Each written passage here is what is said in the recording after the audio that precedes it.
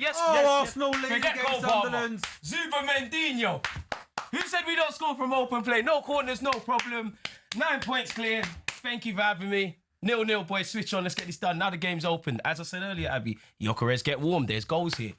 Arsenal 1, Sunderland 0. Martin Zubimendi has a strike from outside the box. He drills it low and hard, beats the goalkeeper low to his right-hand side. It goes off the post and into the back of the net. And right before half-time, CJ, that's a big, big goal. Big goal, man. A big goal. As you said, right before half-time, it's broken the deadlock. It might have, prompted the Sunderland manager to change things in the second half. And, they say we don't score from open play. That's a screamer. That's a goal. It's a lovely finish, isn't it? Look at how he's caressed that ball into the net. Look how he struck that. In off the inside of the post. Amazing player he is, Zubimendi. Great finish. Always and we are, anyone who did have a little look at the half-time draw, full-time Arsenal. Close. Almost. I know, I thought you were. You feel like you've kind of had a good go at it, don't you? Yeah. The idea was there. Yeah, 100%. 100%. CJ, how good of a signing has he been for Arsenal this season? In quality, man. The only thing I would say with Zubimendi is, as silly as it sounds, when it's those typical end-to-end English games, I think that's been a bit of a culture shock for him. He actually made a mistake against Spurs and he had one against United. Other than that, I've said it before, he's changed our lives, if I'm honest. He's twice the player. Changed our lives. Changed our lives. If you understand ball, you can see what he's bringing to the table. Like, he contributes in all facets of the game.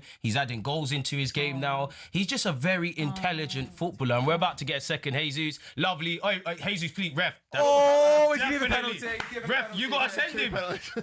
It might be 2 penalties. Yeah. Is he offside? No, he's given. I don't know with Jesus. He might have been. I think he might have been. Jesus in offside is just. Oh, he was given offside, yeah. Jesus just hates staying onside. Sunderland have the ball up at Arsenal's end. Arsenal counter-attack quickly. Half. Kai Havertz plays. Oh, no, he's on. I think He's on. Kai Havertz plays a lovely through ball. Look how high Sunderland's line is. He's on the halfway line. Is he on his own half? I think no. He's definitely in the Sunderland half. He never and I holds think his he's run. just offside. He then goes through on goal, takes it around the keeper, and I think the keeper and the defender takes him out. There's no doubt it's a penalty, but CJ, is he just offside there, do you think? He is offside. Also, by the way, all he's got to do is be in his own half. That's not even a difficult thing to do, to be in your own half. It's stupidity. I know you lot are shocked, but that doesn't shock me with Gabriel Jesus. He's offside all of the time. I would say for any half-decent centre forward. 1,000,000%. That's ridiculous. You're right, but I've emotionally checked out with Gabriel Jesus and offsides. He loves being offside. Like, I have little to say on it. Like, just stay in your own half. He's such a lovely footballer, but also incredibly frustrating because of things like that. Just hold your run. Stupid play, not very intelligent. Yeah, it's not just hold your run, bro. If you're in your own half, just hold your run. You've got to drop on him. We're waiting for play to resume. I mean, I get all these offsides wrong on this show. I'm sorry, from that angle, that looked. I think he is. My mince pies are going. I'm telling you.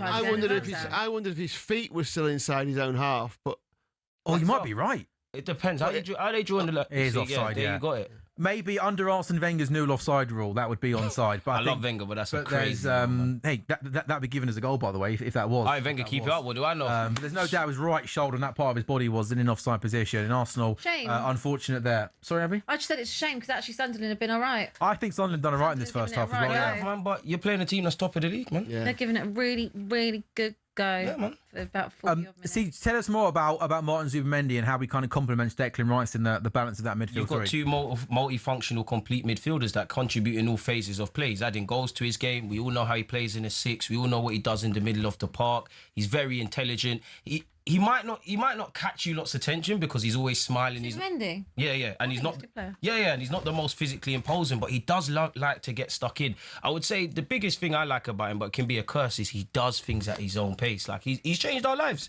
I genuinely believe he's changed our lives. He's never going to be like our player of the season or get the plaudits. I know he scored a screamer, but typically he's never going to be someone that's involved in the highlights. He's changed our lives. He's a player that if you've played football at any level, he makes you play better. You've got the confidence that if you're an attacking player, he can find you. If you're a defensive player and you're struggling to get out your own half, he can receive it off you. There's nothing he can't do. And English fans can't act surprised about Zubimendi because when England played in the last Euros final, it was him. He came on at half-time, didn't he? Yeah, showed levels, came on for Rodri. You all got really excited when Rodri came off. And then it didn't work out too good, did it?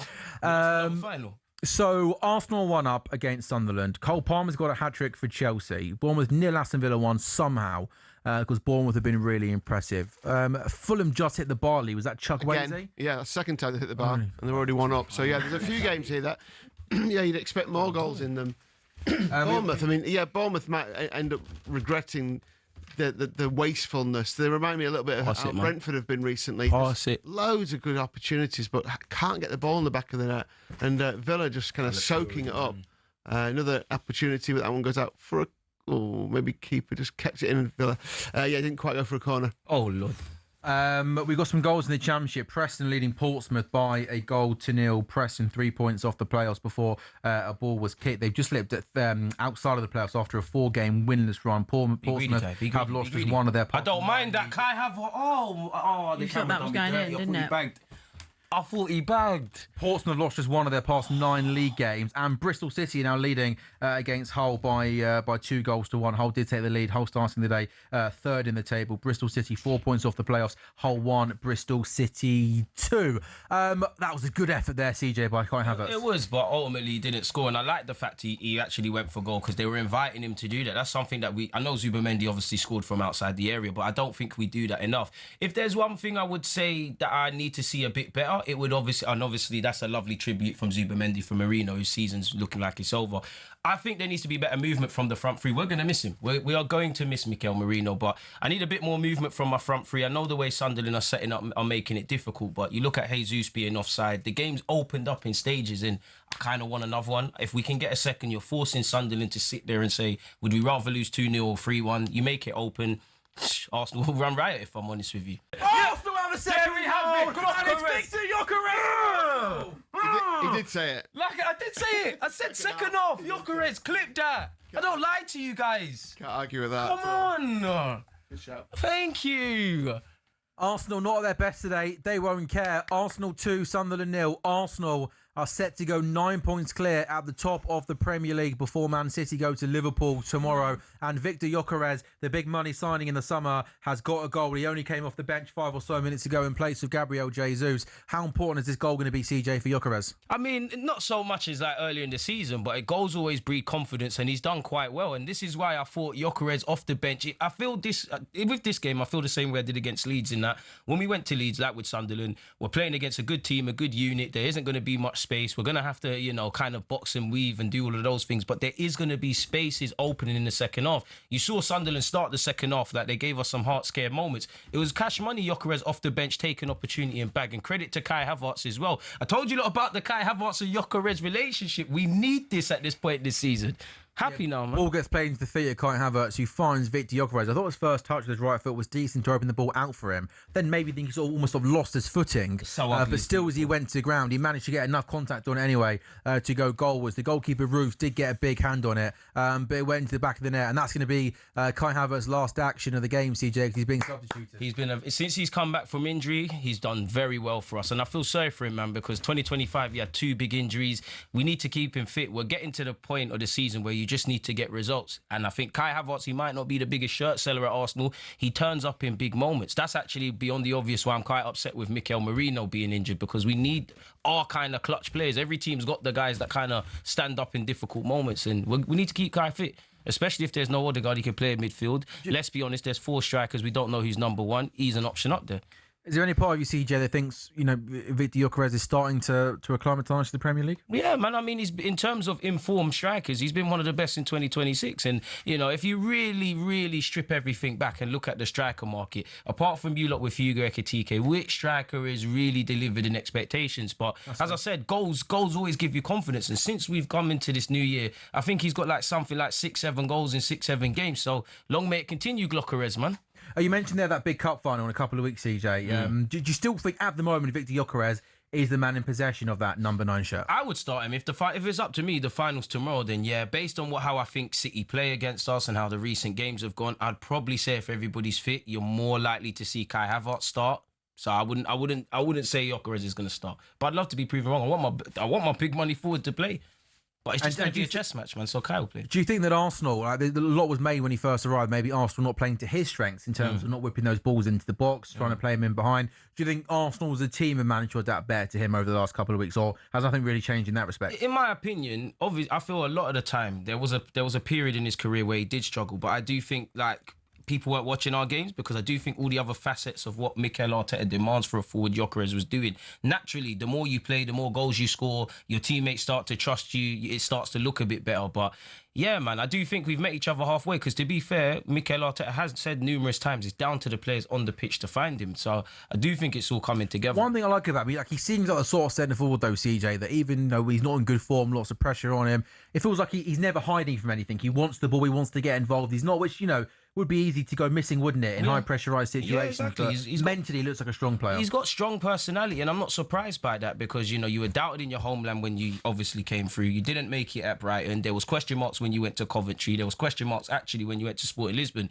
Even the other day, he said, listen, the beginning of my life in Portugal didn't start great. So that's the adversity. And I remember when he signed for us, Mikel Arteta said that we had a conversation, and I told him, if you can't handle the pressure of 8-9 games not bagging, then this isn't probably the club for you. I do think a lot of the criticism, to a degree, is warranted. I do think the noise and everything else, some of it was not, and it's highlighted purely because we've wanted the forward. His statistics were amazing. We're not the best attacking team in the league. All of that came together. But when you look at it, out of all of the strikers, bar Hugo Ekitike, that have moved clubs last summer, Gyokeres has been one of the best performing ones, statistically and all sorts. I think people need to consider that you can't be an aesthetic merchant. Clearly, he's an ugly kind of footballer to watch. But as I keep saying with him, he's so ugly, it's beautiful. So keep it up, Gyokeres, man.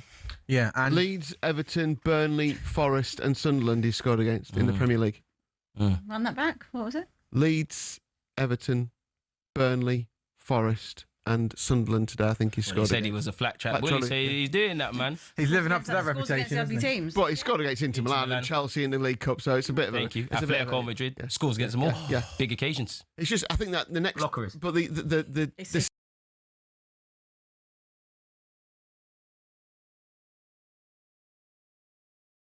Please stop calling him Gyokeres. just going back to when we were talking about Havertz as well.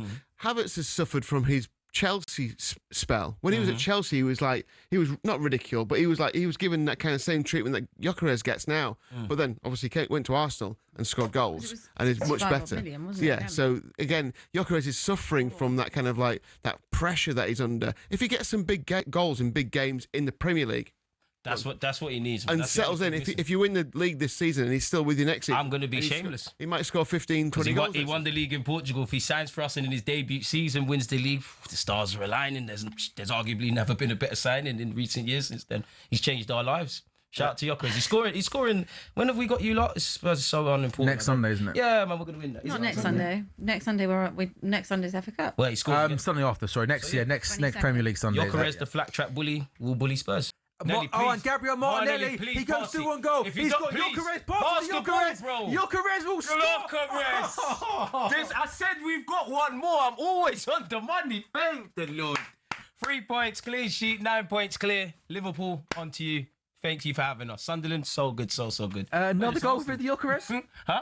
Another goal for Gyokeres. Right place, a tap in the right place at the right time. I must admit, when Martinelli breaks, it's a gamble, because I don't even think he knows what he's going to do. I was praying he was going to pass it. A part of me thought the opportunity went, but as you said, Gyokeres has got 2 goals. He's got another one. Goals always breed confidence. Lovely stuff. And this is what happens in the pursuit of trying to get one more. You leave yourself open. This is literally kind of a carbon copy when Kai Havertz scored midweek against Chelsea. Yeah. I'm a happy lad, man. Put the points in the bag. Yeah, Gabriel Martinelli on the counter-attack went through and he carried the ball a long way.